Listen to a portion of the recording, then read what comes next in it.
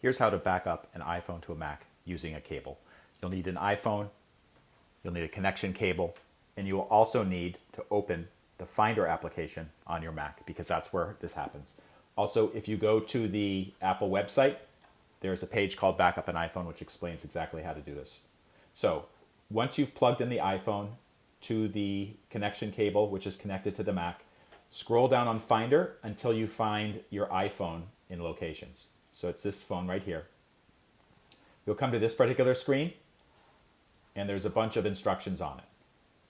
So we're not just going to sync this. This is syncing the data to the phone. We're actually going to back it up. So back up all of the data on your phone to this Mac. And the reason why you want to do this is maybe your iCloud can't properly sync because you don't have a good Wi-Fi connection, or maybe there's some settings on your iPhone that you're not sure about. Is everything getting synced over? So you're going to back up everything. Everything on this phone will end up on this Mac.